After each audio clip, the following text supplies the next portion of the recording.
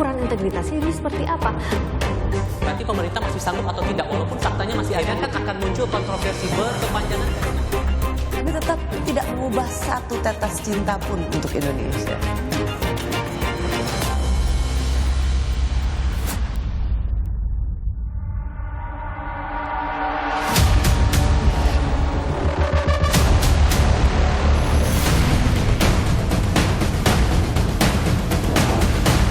Dibilang Prabowo jalan-jalan ke luar negeri, seneng jalan-jalan ke luar negeri. Untuk amankan minyak, ya gue harus kemana-mana.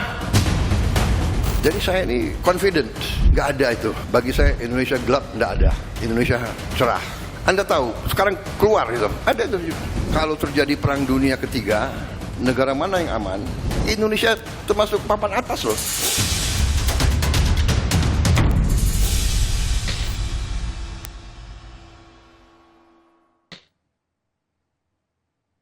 Selamat malam saudara, program Rosi kembali hadir ke hadapan Anda sebagai ruang opini sumber informasi bersama saya Friska Clarissa. Di tengah situasi global yang tak menentu, kita dihadapkan pada satu pilihan dilematis. Apakah kita masih harus terus melangkah keluar demi diplomasi yang rumit atau saatnya kita fokus memaksimalkan seluruh sumber daya yang kita miliki sendiri di dalam negeri? Malam ini saya mengundang Wakil Menteri Luar Negeri Anies Mata. Assalamualaikum. Pak Wamen. Terima kasih sudah hadir. Selamat malam. Lama nggak bertemu Pak Anies. Terima kasih sudah hadir di sini. Yang pertama tentu saja yang akan kita bahas adalah kondisi geopolitik yang masih tidak menentu. 28 Februari awalnya serangan AS ke Iran sampai sekarang tidak berkesudahan. Sebenarnya bagaimana Indonesia membaca kondisi saat ini Pak Anies? Sudah di tahap mana sih perang ini? Jadi kalau kita lihat proses yang terjadi sekarang dalam perang Iran melawan Amerika dan Israel sekarang ini, saya kira di depan kita ini ada 3 skenario yang terbuka ya. Tidak ada satu skenario yang lebih kuat daripada yang lainnya. Skenario pertama adalah kalau ada settlement untuk perdamaian. Dan saya kira hampir semua negara di dunia ini menginginkan ini. Tetapi para aktor di lapangan ini juga sedang memperbincangkan situasi ini. Dan saya kira seluruh proses yang sedang terjadi, pembicaraan baik terbuka ataupun tertutup sekarang ini sedang berlangsung ke arah mencari titik temu untuk menemukan jalan damai. Negara-negara Teluk tentu sangat berkepentingan dengan isu dengan skenario ini karena ini akan memberikan mereka jalan keselamatan untuk tidak menjadi collateral damage dalam perang ini. Tapi semua negara-negara ini di kawasan ini, di Amerika, di Iran, di Israel maupun di Teluk, sama-sama mempunyai 2 mazhab yang berbeda-beda. Artinya ada pendekatan yang berbeda-beda, ada yang ingin keras, ada yang ingin damai gitu loh. Dengan alasan yang berbeda-beda juga gitu ya. Saya kira misalnya bagi Iran, mereka merasa menang di ronde pertama ini. Dan mungkin sebagian kelompok merasa bahwa ini cukup untuk masuk ke meja perundingan dan punya posisi tawar yang kuat. Tapi ada juga yang memandang bahwa mereka perlu ronde kedua juga untuk membuat dominasi mereka jauh lebih powerful lagi. Dan karena itu mereka lebih bebas membuat term and conditions dalam situasi yang baru apabila ada settlement atau ada damai di situ. Begitu juga di Amerika, cara yang berpikir yang sama juga ada. Kita sudah kelihatan tampak kalah di sini dan tidak boleh check out dalam keadaan kelihatan kalah. Kalau toh kita harus damai dan harus check out, harus ada sesuatu yang kita bikin untuk kelihatan tampak menang. Klaim kemenangan. Iya. Tapi ada juga yang berpikir bahwa ini kalau kita tidak tuntaskan, wibawa Amerika akan jatuh lebih jauh dan negara-negara di dunia tidak akan memandang atau kehilangan respect kepada Amerika. Hal yang sama juga ada di Israel, juga ada di Teluk. Kira-kira dengan cara pandang yang dua mazhab seperti ini karena itu ada skenario yang mengarah kepada settlement untuk damai atau skenario damai, dan yang kedua skenario eskalasi. Nah, persoalannya dalam skenario kedua ini adalah kalau ada eskalasi kedua, ini akan menjadi sangat brutal, jauh lebih brutal daripada yang pertama. Dalam skenario kedua ini yang paling mungkin adalah ada pasukan darat dari Amerika yang turun ke sana. Tapi saya rasa ini bukan pilihan yang secara umum disepakati oleh ahli-ahli strategi di Amerika. Ini bukan pilihan yang gampang gitu. Mereka punya pengalaman pahit di Afghanistan, di Irak, yang tidak memberikan perlawanan seperti Iran, iya kan? Jadi ini bukan pilihan yang bagus, dan karena itu pilihan besarnya adalah masuk ke men-scale up-nya menjadi perang yang benar-benar total scale, full scale dari perang itu.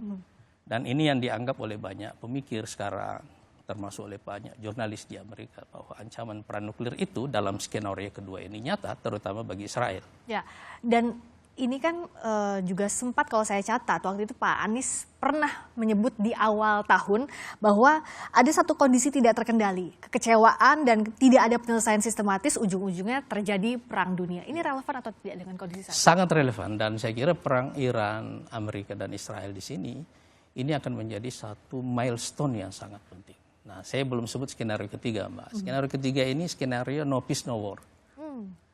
Tidak ada damai, tidak ada perang juga, tidak ada eskalasi, tapi tidak ada kesepakatan.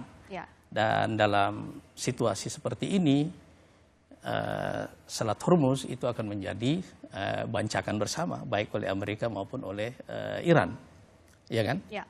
Dan jika ini terjadi, situasi ini bisa membahayakan sisi yang lainnya, yaitu di Babul Mandab. Iya kan, di Babul Mandab ini bisa menjadi karena ada kekuatan Houthi di sini yang juga bisa mengontrol, dan di sisi lain ada Israel yang punya penetrasi yang sangat besar ke Somaliland, yang persis bertemu di ujung di jalur masuk ke Red Sea itu ya. Jadi ini juga bukan ini situasi yang dampaknya apa? Dia menghentikan mobilitas secara global. Mungkin tidak sedahsyat mobilitas yang terjadi waktu kita mengalami COVID. Tapi ini akan sangat mengganggu mobilitas perdagangan secara global. Untuk Indonesia apa yang harus diwaspadai?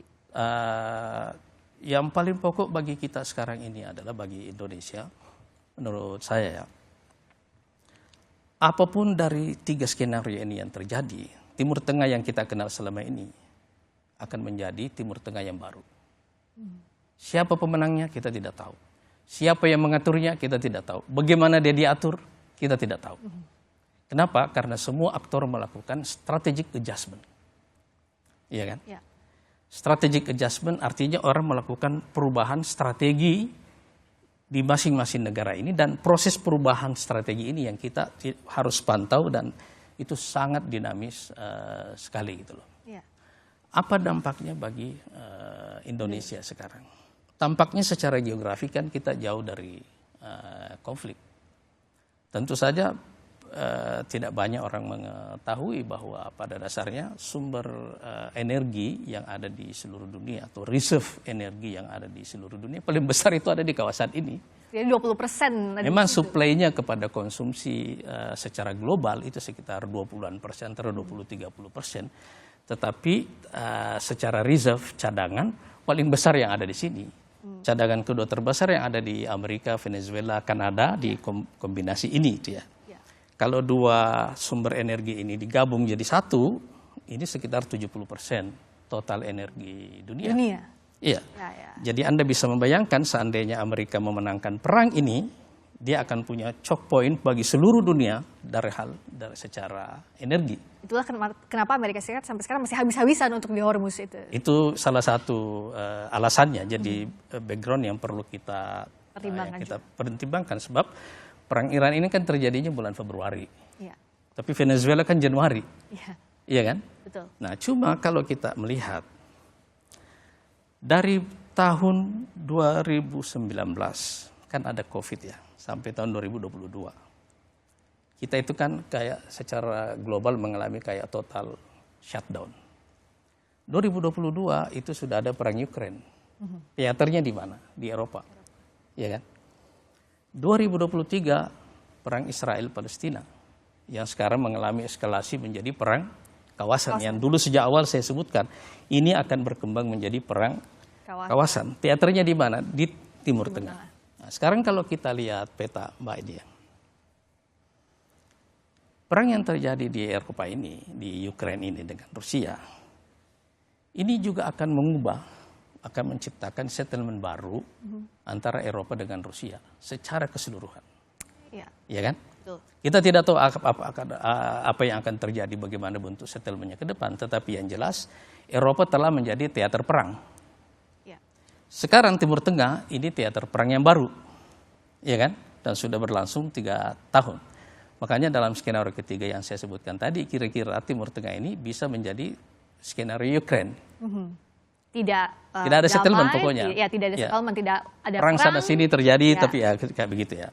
Nah, sekarang bagi Indonesia sekarang ini, kita mungkin berpikir terlebih dahulu soal energi, soal ini semuanya. Itu dampak langsung yang paling cepat yang kita pikirkan ya. Karena itu pun yang terjadi pada saat awal eskalasi terjadi. Tapi sebenarnya yang paling mengkhawatirkan bagi kita itu adalah apakah mungkin kawasan ini juga menjadi teater baru dalam konflik global itu. Sebab yang kita saksikan ini kan konflik-konflik regional, tapi dalam skala yang besar di mana aktor global seluruhnya secara relatif terlibat, terbuka atau tidak terbuka. Iya kan? Kan kita tidak bisa mengatakan bahwa perang Ukraina itu adalah perang Rusia dengan Ukraina. Itu secara de facto itu adalah dengan NATO pada dasarnya. Kita juga tidak bisa mengatakan bahwa dalam perang ini cuma Iran sama Israel dan Amerika yang terlibat. Ya kan, semua orang tahu bahwa secara de facto ini akan menyeret seluruh aktor untuk terlibat di sana. Nah, bicara soal ini, Pak, karena salah satu aktor dalam perang ini adalah Israel. Kita tahu dalam skenario yang pertama tadi Bapak sebutkan, dalam proses negosiasi, halangannya itu dari Israel. Sejak awal perang ini berlangsung, negosiasi di Islamabad, lalu juga sampai hari ini di situ yang jadi bottleneck-nya. Sementara kita bersama-sama Israel di Board of Peace. Terlebih lagi, selain itu pun ada penyiksaan yang dilakukan oleh Israel terhadap warga negara Indonesia yang ikut di Global Sumut Flotilla.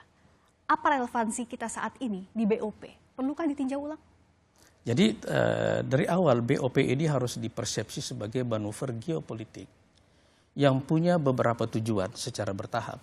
Tujuan yang paling intinya itu adalah menghentikan genosida. Karena itu pemandangan yang sangat buruk yang mengganggu kita di seluruh dunia. Secara relatif target ini sekarang tercapai, tapi perangnya tidak berhenti, ya kan? Kenapa? Karena saya yakin bahwa bagi Netanyahu dia akan memahami bahwa BOP ini akan menjadi instrumen untuk mengisolasi dia di dalam Israel. Sebab begitu ada settlement di sana, begitu ada proses damainya berlangsung di Israel harus ada pemilu. Dan ini bukan hal yang diinginkan oleh Netanyahu, dan karena itu selalu perlu ada distraksi. Distraksinya itu adalah serangan ke Iran dulu yang 12 hari ya. Iya kan? Betul. Nah, tapi kemudian situasi ini berkembang ke mana-mana dan menjadi secara relatif mulai tidak terkontrol. Cuma yang perlu kita lihat sekarang ini adalah bahwa dalam situasi sekarang ini kontrol kepada kawasan ini semakin tidak menentu, dan karena itu saya kira pemerintah sudah benar ketika mengatakan ini kita hold dulu pembicaraan tentang BOP. Tunda dulu sampai waktu yang tidak ditentukan. Sebab situasi di kawasan ini sedang mengalami distraksi, gangguan yang tidak memungkinkan proyek ini jalan. Gangguan ini apa ya? Perang ini sekarang. Ya. Termasuk juga soal apa yang dilakukan Israel terhadap warga negara Indonesia di Global Sumut Flotilla itu jadi perhatian pemerintah Indonesia, mengecam itu. Secara otomatis kita bekerja, saya mengikuti secara pribadi, saya mengikuti masalah itu dari awal, sebelum kejadian dan di saat kejadian dan setelah juga kejadiannya. Cuma apa yang perlu kita lihat di sini menurut saya adalah bahwa ada dua opsi sebenarnya yang strategic option yang dikembangkan oleh Israel. Dan menurut saya dua strategic option ini yang sedang mengalami masalah. Strategic optionnya itu didasari oleh satu asumsi dasar bahwa moral support untuk Israel moral ground-nya secara global makin hari makin habis. Tapi yang paling berbahaya bagi Israel dalam jangka menengah dan jangka panjang itu adalah moral ground Israel di Barat yang menjadi supporter utama dari kelahiran negara Israel itu. Dan genosida yang berlangsung selama perang kemarin itu benar-benar menghancurkan moral ground ini. Jadi orang-orang di sana berpikir bahwa bagaimana mereka harus menjadikan Israel menjadi secara bertahap negara yang independen, tidak terlalu bergantung ke ke Amerika ataupun ke Eropa. Dan untuk itu menurut saya mereka mempunyai dua option. Opsi yang pertama adalah normalisasi hubungan dengan negara-negara Islam. Tapi itu sekarang tidak terjadi setelah perang Palestina ini kan. Jadi opsi ini relatif berantakan dan tidak mungkin terjadi. Opsi yang kedua adalah mengukuhkan posisi Israel sebagai kekuatan militer mutlak di kawasan dengan memenangkan perang besar terutama kepada musuh yang dianggap paling potensial dalam hal ini adalah Iran. Dan menurut saya mungkin juga mereka memasukkan Turki dalam list atau Mesir di dalam list. Jadi paling tidak secara kapasitas militer Iran, Turki dan Mesir ini adalah strategic kompetitor secara militer bagi dia. Nah, kalau dia terlibat dalam satu perang itu, dia harus membuktikan bahwa dia benar-benar lebih powerful di atas mereka. Dan saya kira perang Iran ronde pertama ini kan membuktikan bahwa itu tidak terjadi. Dan artinya BOP ditegaskan kembali ditunda. Tunda ya. Ditunda. Kita tidak membahas lebih lanjut, tidak mengikuti lebih lanjut plan awal BOP. Secara sederhana tidak kondusif untuk sekarang ini dilanjutkan pembicaraan. Tapi bahasanya bukan keluar dari BOP atau tidak. Oke. Nah, sampai di mana penundaan ini yang akan menunggu bagaimana situasi geopolitik.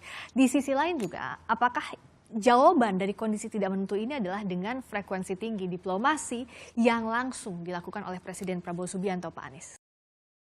Sebagai sahabat lama Bapak, saya mewakili komunitas hubungan internasional dan banyak rakyat Indonesia menghimbau Presiden Prabowo untuk secara signifikan mengurangi perjalanan ke luar negeri dan tidak menganggap remeh jeritan publik mengenai hal ini. Dalam perhitungan kami, dari seluruh pemimpin dunia, Presiden Prabowo telah menjadi kepala negara yang paling sering melakukan perjalanan ke luar negeri. Satu perjalanan ke luar negeri bisa keluar puluhan, bahkan ratusan miliar. Saya juga mengusulkan agar ke depan sebagian besar misi diplomatik yang bersifat taktis dapat dioper ke Menlu Sugiono.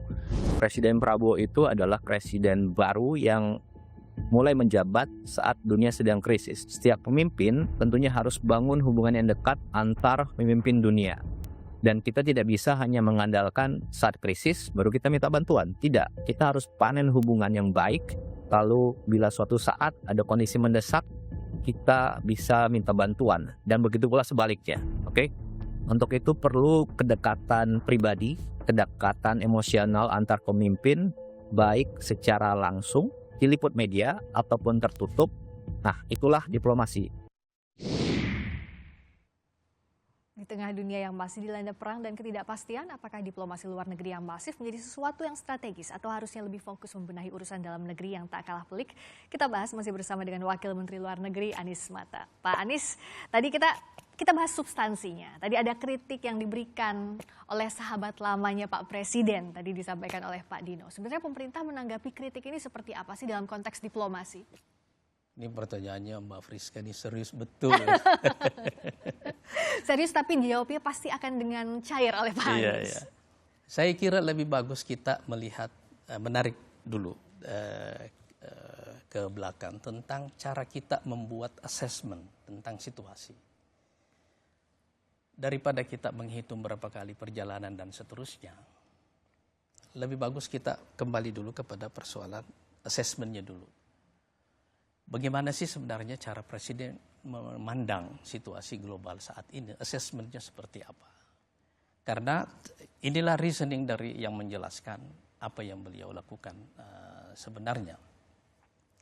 Yang kita hadapi ini adalah satu dunia yang sedang mengalami transisi global disebabkan oleh krisis yang bersifat sistemik. Sistemik maksudnya adalah tatanan dunia yang dipakai sekarang ini sejak Perang Dunia Kedua itu mulai tidak relevan. Dan yang kedua, karena itu institusi-institusi yang ada di bawahnya juga mulai mengalami disfungsi. Ya kan? Misalnya Anda menyaksikan apa yang bisa dilakukan oleh PBB di depan genosida yang terjadi di Gaza, ya kan? Apa yang bisa dilakukan oleh PBB di dalam perang ini? Jadi fungsi institusi dulu ini sebagai perekat kita secara global, karena sekarang ini kan tidak berjalan. Yang ketiga, ini jadi krisis sistemnya, krisis yang kedua krisis dalam institusinya, yang ketiga adalah krisis leadership. Kalau Anda memandang di Eropa, di Amerika, pergantian kepemimpinan sekarang ini kan selalu mengalami goncangan-goncangan politik yang luar biasa. Tahun 98 kita menyaksikan anak-anak muda di Indonesia, mahasiswa menguasai parlemen, naik ke panggung parlemen di Indonesia. Tahun 2020 kita menyaksikan hal yang sama di Capitol Hall kan. Di Kongres Amerika kan kita menyaksikan hal yang sama kan. Dalam waktu 20-an tahun ini apa persamaannya? Ini ada goncangan secara leadership, secara domestik, dalam politik domestik masing-masing negara. Goncangan leadership ini memaknai bahwa ada krisis yang serius di kalangan semua elit di setiap negara tentang cara mereka membuat assessment terhadap krisis yang sedang berlangsung, ya kan? Dan ini kemudian menyebabkan krisis ini dalam perspektif imperium, great power ini kemudian menciptakan gesekan yang kemudian kita sebut sebagai perang supremasi, ya kan? Nah, perang supremasi inilah yang menyebabkan retakan ini sekarang semakin dalam, dan saya yakin bahwa dalam dekade kedua abad 21 ini, terutama tahun-tahun ini dan tahun-tahun ke depan, ini akan menciptakan retakan yang jauh lebih dalam lagi ke depan. Bagaimana Pak Prabowo menempatkan leadership-nya dalam konteks ini? Sekarang Anda sudah bertanya yang benar. Yang tadi nggak benar dong, orang dapurnya Pak Anies yang pegang. Nah, jadi waktu kita memandang dunia dalam perspektif seperti ini, apa sih sebenarnya yang dibutuhkan dalam diplomasi? Ya. Yang pertama itu adalah akhirnya memang orang kembali kepada yang saya secara pribadi, saya nggak tahu, saya backgroundnya kan bukan dari Kemlu ya, tapi saya ingin menyebut sebagai high profile talk. Orang perlu pembicaraan yang bersifat high profile. Orang perlu mendengarkan pendapat dari leader secara one on one, secara langsung seperti ini. Kenapa? Karena era multilateral ini sekarang tidak terlalu efektif. Iya kan? Kalau Anda perhatikan waktu Pak Prabowo pidato di New York itu kan ya, di sidang umum PBB yang ke-80, kan itu untuk pertama kalinya isu Palestina menjadi isu yang paling besar yang mengisi ruang perdebatan di di sidang umum itu kan. Tapi setelah itu kan perang berlanjut. Iya kan? Semua orang menuntut damai, tapi kan perangnya terus berlanjut. Iya kan? Jadi yang ingin saya katakan bahwa era di mana pertemuan-pertemuan multilateral yang banyak itu sekarang ini dipandang oleh banyak pemimpin negara tidak terlalu efektif dan menjadi ruang manuver apabila ada pembicaraan kecil-kecil dalam kelompok-kelompok kecil antar satu negara dengan negara yang lain untuk dibawa ke situ sekedar mendapatkan pengesahan. Ini cara pandang dulu ya, cara pandang tentang itu. Dan karena itu memang kalau kita melihat selama masa reformasi paling tidak kalau kita melihat, ini kan tidak pernah Kemlu ini dipimpin oleh orang non-Kemlu, kecuali di eranya Gus Dur, yaitu Pak Alwi Shihab, dan sekarang. Iya kan? Ya. Nah, karena era ini era yang masih relatif stabil, iya kan? Sehingga rata-rata pembicaraan itu, pembicaraan melalui forum-forum multilateral. Sekarang menurut saya, kita sedang menghadapi satu proses pembentukan aliansi-aliansi baru yang tidak permanen.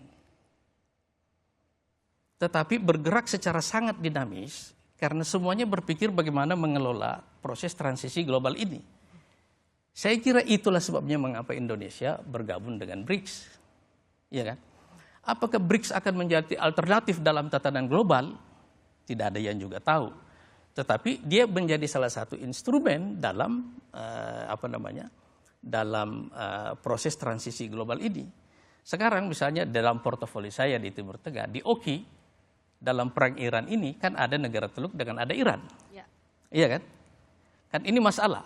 Di BRICS itu ada Iran dan juga ada Emirat. Kan ini juga masalah. Iya kan? Jadi instrumen multilateral ini juga secara pelan-pelan ada, tetapi efektivitasnya yang tidak terlalu bagus. Dan karena itu dalam konteks inilah memang kita berijtihad untuk menemukan satu jalan diplomasi baru. Dalam situasi ini saya kira apa yang dipikirkan oleh Presiden yang pertama adalah strong presence, kehadiran yang kuat. Dan itu harus Presiden langsung, tidak didelegasikan itu kepada memang Menteri harus Luar high Negeri. profile. Itu artinya kehadiran yang kuat. Jadi pidato Presiden di PBB itu sangat kuat, dan kehadiran di BOP sebagai bagian dari manuver geopolitik menurut saya itu efektif untuk paling tidak, kalau enggak Anda sekarang masih menyaksikan genosida kan. Walaupun ini nanti tidak berjalan misalnya, atau katakanlah mengalami disrupsi di tengah jalan atau distraksi di tengah jalan, tapi paling tidak satu masalah selesai. Dan sekarang persoalannya adalah tidak ada satu instrumen yang bisa kita pakai untuk menyelesaikan semua masalah sekaligus. Karena itu juga ada sisi retailnya. Jadi dia high profile di satu sisi, tapi retail di sisi yang lain. Iya kan? Ya. Kan itu masalahnya kan? Nah, jadi kalau Anda melihat kenapa banyak kunjungan, ya karena ada sisi retailnya dari sisi itu. Dan kenapa ada pengulangan-pengulangan? Kan kalau sebenarnya kalau kita melihat, yang paling banyak dikunjungi oleh Presiden dalam periode ini pada dasarnya kan Eropa sama Timur Tengah. Itu kan? Ya. Dalam 1 tahun pertama beliau berkunjung ke Timur Tengah beberapa kali, menemui orang yang sama. Karena memang persoalannya sangat dinamis dan orang membutuhkan perbincangan yang high profile seperti itu untuk mengetahui, karena jalur lain itu kan masalah trust, untuk membangun trust itu kan. Nah, yang menarik juga tadi kalau Bapak bilang kondisi multilateral tidak lagi efektif karena butuh high profile dengan bilateral salah satunya. Tapi kalau kita baca dengan kacamata assessment lain, yang juga berbeda kondisinya hari ini adalah efisiensi. Bagaimana Kemlu menjawab ini? Bagaimana Pak Presiden Prabowo dan tim menjawab ini? Saudara, gelombang kritik muncul karena frekuensi tinggi Presiden Prabowo ke luar negeri. Benarkah setiap lawatan adalah investasi demi kepentingan nasional? Kita masih membahasnya bersama dengan Wakil Menteri Luar Negeri Anies Mata. Pak Anies, kita lanjutkan yang tadi. Tadi memang ada banyak masalah yang harus diselesaikan dalam konteks global saat ini dan butuh presence-nya Pak Presiden dalam konteks high profile. Tapi juga yang jadi perbincangan, kalau kita lakukan assessment dari kondisi saat ini, ada efisiensi juga yang di-highlight dengan kondisi di dalam negeri pun yang tidak baik-baik saja. Nah, bagaimana menjelaskan kondisi saat ini, Pak Anies? Saya kira ini juga kembali kepada asumsi dasar yang kita bangun. Apakah penyelesaian masalah domestik itu maknanya kita ada di dalam rumah secara terus-menerus? Atau apakah perjalanan kita keluar bisa menjadi bagian dari cara kita menyelesaikan masalah domestik? Ya kan? Kita kan diajari oleh nilai-nilai yang berkembang atau pepatah lah. Kan telur yang ada hari ini lebih bagus daripada ayam besok. Ya. Itu pepatah yang dianut oleh orang yang menghindari spekulasi, menghindari petualangan dan seterusnya, iya kan. Artinya yang ingin disampaikan lebih baik? Enggak. Di sisi lain kita juga memahami satu situasi lain, bahwa jika Anda tidak ikut berburu, Anda tidak akan dapat apa-apa. Iya kan? Pada akhirnya sebenarnya kita perlukan adalah keseimbangan.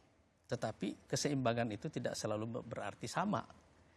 Keseimbangan maksudnya adalah bahwa memang diperlukan keluasan, Agile, lebih ya, luas. lebih luas kita dalam mengelola situasi ini. Misalnya, target presiden untuk meningkatkan pertumbuhan 8%, itu kan membutuhkan investment yang sangat besar, iya kan?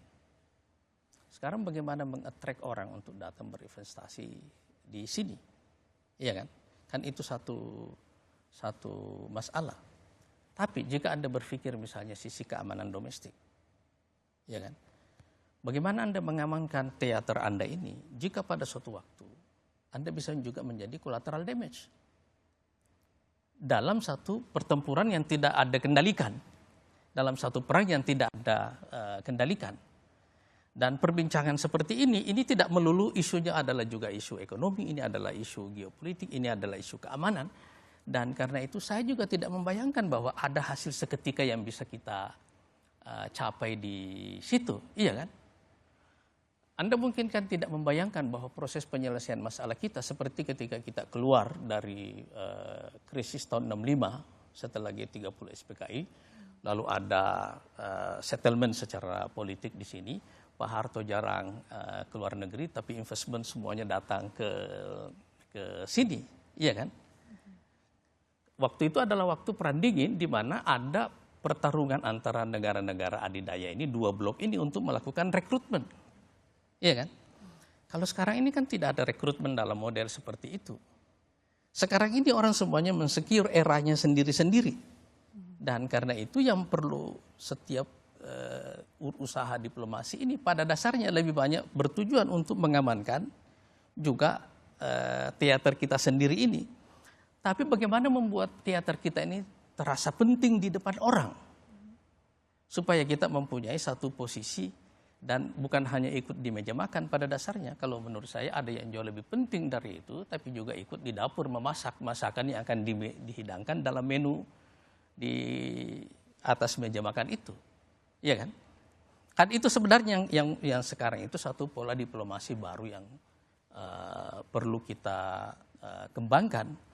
Nah, karena itu sebaiknya kalau menurut saya kita tidak terlalu tertuju kepada isu teknisnya. Isu teknisnya itu berapa anggarannya,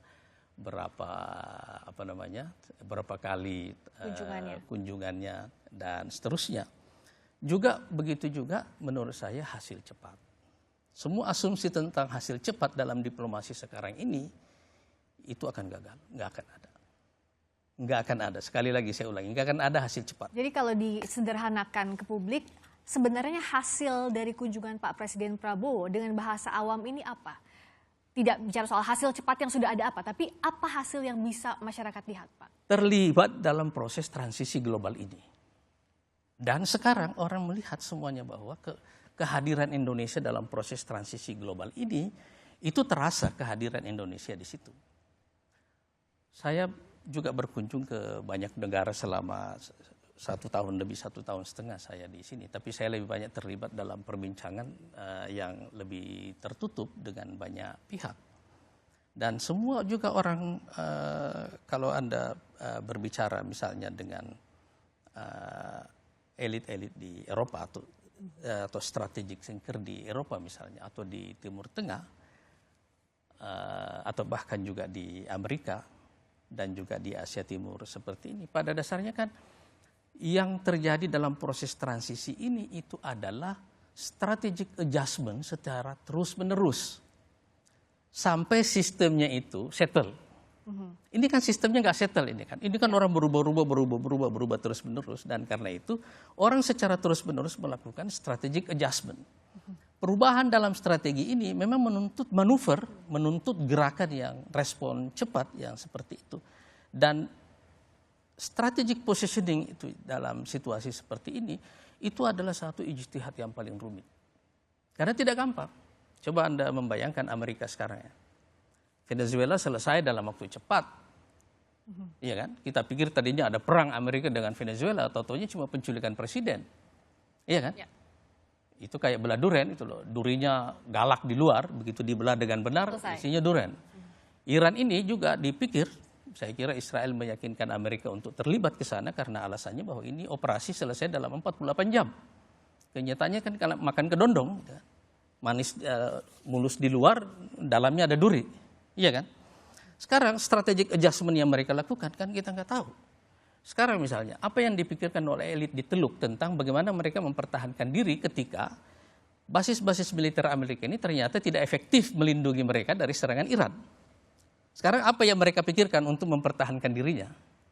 Jadi saya ingin mengatakan bahwa pada dasarnya setiap negara di dunia sekarang ini sedang menghadapi satu situasi yang sama, yaitu situasi survival. Dan mode survival inilah pada dasarnya yang menjadi asumsi dasar dari semua kebijakan politik luar negeri presiden.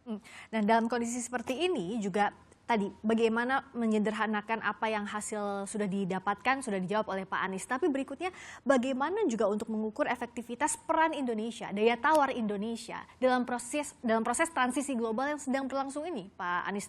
Dalam kondisi yang rumit ini, seberapa Indonesia dipandang memang? Sebenarnya kalau kita melihat ya, Indonesia ini kan masih relatif beruntung dalam situasi sekarang ini. Karena kita secara geografi lumayan jauh dari pusat-pusat konflik ini, walaupun bisa menjadi teater baru dalam konflik di masa yang akan datang. Saat ini kita perlu bersyukur bahwa kita belum masuk sebagai dalam teater konflik yang terbuka itu. Ya. Tetapi yang perlu kita siapkan dalam perspektif survival mode tadi itu adalah apa yang akan kita lakukan manakala itu terjadi. Iya kan? Itu yang kita tidak bisa prediksikan. Apa yang akan kita lakukan manakala itu terjadi. Dan usaha untuk mempertahankan teater kita ini supaya tidak menjadi teater perang bagi negara-negara adidaya menurut saya, itu adalah usaha yang paling berat sekarang ini. Karena itu tidak gampang. Sangat tidak gampang dalam konteks perang supremasi antara Amerika dengan Cina. Jadi saya ingin mengatakan sebenarnya adalah kita perlu menjadi peserta yang terlibat secara aktif, terlibat di dapur, istilahnya di dapur global ini, tetapi pada waktu yang sama juga harus melihat bahwa proses ini tidak akan menghasilkan hasil yang cepat karena dia adalah satu masa transisi yang panjang. Nah, kalau Pak Presiden menghandle ini sendiri, Pak Presiden punya tugas di dalam maupun luar negeri. Pembagian antara Pak Presiden Prabowo dengan Menteri Luar Negeri seperti apa, Pak Anies? Selamat datang kembali di Rosi dan saya masih bersama dengan Wakil Menteri Luar Negeri Anies Mata. Pak Anies, ya kalau tadi bicara soal harus di dapur pun kan ada chefnya, ada pembagian tugasnya. Nah sebenarnya kalau dalam kondisi saat ini dalam diplomasi luar negeri, yang kita lihat di setiap teater Pak Presiden Prabowo Subianto lah yang memegang peran utama di sana. Sebenarnya bagaimana pembagian perannya antara Pak Presiden dengan Pak Menlu? Serius betul ya, Bapak. Atau Wak Menlu juga. Saya tidak melihat itu sekarang sebagai masalah karena pada dasarnya dari awal Presiden mengatakan bahwa kita akan bekerja sebagai tim. Bagaimana beliau mengatur timnya dalam setiap perjalanan menurut saya itu adalah masalah yang sangat teknis sekali gitu loh. Itu saya tidak memandang itu satu hal yang harus kita pertanyakan karena asumsi dasarnya inilah yang sebenarnya yang jauh lebih penting untuk kita pahami. Karena saya juga menyaksikan di banyak negara yang saya kunjungi, saya juga ingin mengatakan bahwa misalnya prosedur birokrasi misalnya di banyak negara itu juga ditabrak-tabrak. Saya banyak bertemu pejabat yang sangat tinggi, yang jauh di atas saya, juga tidak pakai surat menyurat. Di luar ya, kalau ketika saya berkunjung sebagai Wamenlu, saya banyak bertemu dengan orang-orang yang jauh di atas level saya, yang kalau kita mengikuti prosedur birokrasi itu nggak mungkin terjadi. Atau di luar bidang saya, tapi saya juga ketemu karena saya menganggap itu penting. Tapi mereka semuanya memenuhi semua permintaan seperti itu karena sekarang memang orang perlu untuk bicara. Karena dapur ini kan terbelah-belah di mana-mana, iya kan? Misalnya, jika Anda pergi ke, misalnya bertemu dengan kelompok think tank misalnya di Eropa misalnya, orang mungkin akan bertanya gitu loh, kenapa Indonesia masuk BRICS? Gitu. Iya kan? Orang nggak akan nanya kenapa Indonesia mau masuk OECD gitu loh. Iya kan? Kenapa Anda ngambil dua langkah ini, iya kan? Jadi ini kan ada dua langkah yang bagi banyak orang dianggap sebagai kontradiksi, tapi sebenarnya bisa digabungkan gitu loh, iya kan? Nah, karena itu menurut saya kita lebih bagus fleksibel dari sisi ini, karena flexibility ini yang sebenarnya justru sedang sangat diperlukan sekarang itu loh. Kalau Anda melihat dalam beberapa hari terakhir ini kan Presiden banyak menerima tamu dari luar, misalnya Menhan Qatar baru beliau terima, kemudian Menlu Turki baru beliau terima. Ya. Semua tidak ada jadwalnya di Kemlu. Nggak ada. Langsung langsung aja seperti itu gitu. Artinya ada di Kemlu diatur sedikit prosedurnya, tetapi pada dasarnya bergerak cepat itu. Jadi artinya apa? Ada banyak prosedur yang biasa kita ketahui. Sekarang itu secara relatif banyak dilangkah-langkahin disebabkan oleh tuntutan situasi itu. Memang tuntutan situasi ini membutuhkan fleksibilitas yang sangat tinggi. Tapi sisi birokrasi tidak menyulitkan itu, Pak, tidak jadi hambatan. Saya tidak melihat itu hambatan yang hambatan yang terlalu penting. Pastilah kalau teknis-teknis soal protokoler, soal apa segala, pasti akan ada masalah-masalah seperti itu. Tapi bahkan dalam keadaan yang sangat teratur pun, terjadwal dengan rapi pun selalu ada masalah seperti itu. Jadi menurut saya itu no case lah gitu. Yang situasi seperti itu. Karena nggak mau serius-serius, saya pengen lihat dari POV-nya Wamenlu. Sebenarnya di konteks mana Pak Presiden itu handover tugasnya ke Menlu maupun Wamenlu? Kan ini pengalaman, jadi nggak serius.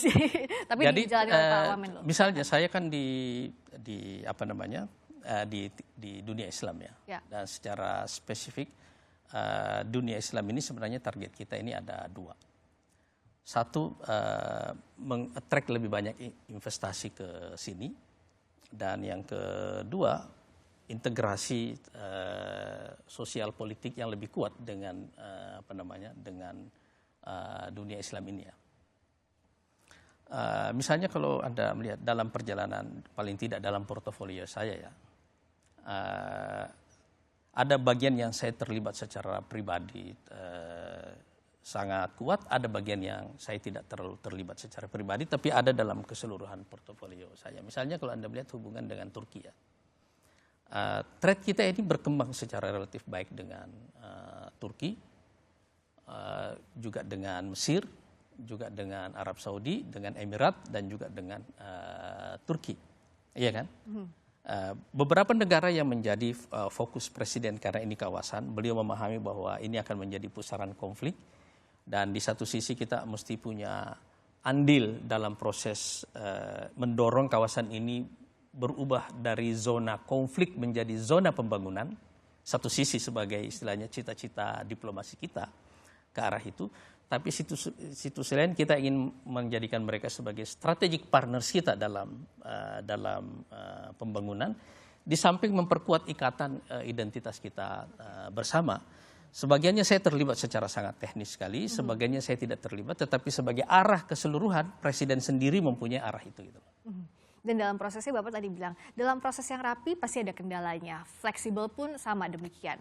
Maka dari itu kritik pun kan tidak terhindarkan. Ada banyak kritik muncul dari berbagai lapisan masyarakat, tidak bahas orang per orang, tapi kritik itu kan muncul dari juga kepedulian atau care terhadap apa yang jadi ekspektasi masyarakat.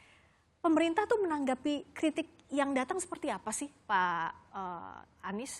Apakah defensif bahwa merasa ini sudah dilakukan semaksimal mungkin? Apa membuka keran kritik itu dan bagaimana kalaupun iya? Pada dasarnya sih saya tumbuh terlibat dalam politik di era demokrasi ya. Jadi tidak ada yang istimewa bagi saya dari semua kritik-kritik yang sedang terjadi. Di era Pak Ibu Megawati kritik seperti itu kencang, di era Pak SBY juga sama kencengnya, di era Pak Jokowi juga sama kencengnya, sekarang juga sama kencengnya. Tidak ada hal yang terlalu istimewa, dan menurut saya itu menandakan bahwa sistem demokrasi kita bekerja dengan baik. Itu maknanya. Itu maknanya bahwa kalau Anda melihat misalnya dalam 2 hari terakhir ini 4 orang anggota kabinet misalnya ditahan. Iya kan? Ya. Itu artinya apa? Itu ada keseimbangan institusional. Ya kan? Bahwa cabang eksekutif ini bisa sangat powerful, tetapi itu tidak akan mengurangi sifat lembaga yudikatif untuk juga menjadi powerful. Iya kan? Ya. Siapa yang bisa nyangka kan? Yang seperti itu kan? Ini artinya apa? Sistem ini bekerja. Dan sistem ini dia mempunyai dinamika menciptakan check and balances dengan sendirinya. Gitu loh. Jadi pada dasarnya kritik ini baik-baik saja semuanya kalau begitu. Dan jawabannya juga adalah bagian dari pertanggungjawabannya seperti itu. Nanti ada kritik lagi dan seterusnya. Menurut saya itu situasi dialektis seperti itu adalah tanda dinamika sosial yang bagus, yang sehat. Itu menurut saya tanda bahwa sistemnya itu bekerja dengan baik. Dan ini juga berarti bahwa di luar dari cabang legislatif, cabang eksekutif dan yudikatif ini, civil society juga bekerja dengan baik. Iya kan? Menyampaikan peran kritiknya dan meluruskan pemerintah secara terus-menerus. Itu pertanda bagus menurut saya gitu loh. Dan bagaimana agar substansi kritiknya ini betul-betul didengarkan pemerintah, bukan fokus pada caranya tidak sopan, caranya tidak sesuai etika. Nah, bagaimana mendudukan ini agar memang substansinya diserap, civil society didengarkan, dan diplomasi juga berjalan dengan baik? Kan pada dasarnya kita juga tunduk kepada basis kultural kita sendiri. Apa yang dianggap sopan di satu negara mungkin tidak sopan di negara yang lain. Menurut saya cita rasa seperti itu fleksibel sajalah kita menilainya gitu loh. Kita tidak perlu terlalu serius dari sisi cita rasa itu. Orang-orang di sini yang punya pendidikan di barat atau besar di barat misalnya begitu pulang, mungkin dia akan bicara lebih belak-belakan dan seterusnya, iya kan? Orang-orang yang tumbuh di sini mungkin akan mempertahankan substansi dan kesopanan sekaligus. Menurut saya sih itu biasa saja lah dulu. Jadi tidak ada yang terlalu, menurut saya tidak ada yang terlalu istimewa di situ ya. Itu karena hal-hal seperti itu kembali kepada soal cita rasa budaya. Gitu.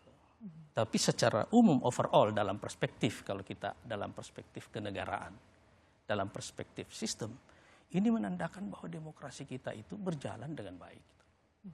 Ya kan? Ada orang mengkritik terbuka presiden dan seterusnya, menghina dan seterusnya dan seperti itu, ya kan? Sehat seperti itu. Pasti ada yang sisi emosi yang kalau kita anggap ya tidak sopan juga ya kayak begitu. Ada orang yang memandang seperti itu dan seterusnya. Ya. Tapi ya itulah masyarakat itu. Iya kan? Dan itulah fungsi check and balances. Iya, itu fungsi check and balances seperti itu. Gitu. Pak Wamenlu, terima kasih sudah hadir di program. Jangan terlalu serius. Terima kasih banyak atas waktunya. Wakil Menteri Luar Negeri Republik Indonesia Pak Anies Mata sudah berbagi perspektif selama 1 jam ini. Terima kasih banyak soal menakar politik luar negeri Prabowo. Terima kasih Pak. Terima kasih Mbak Friska.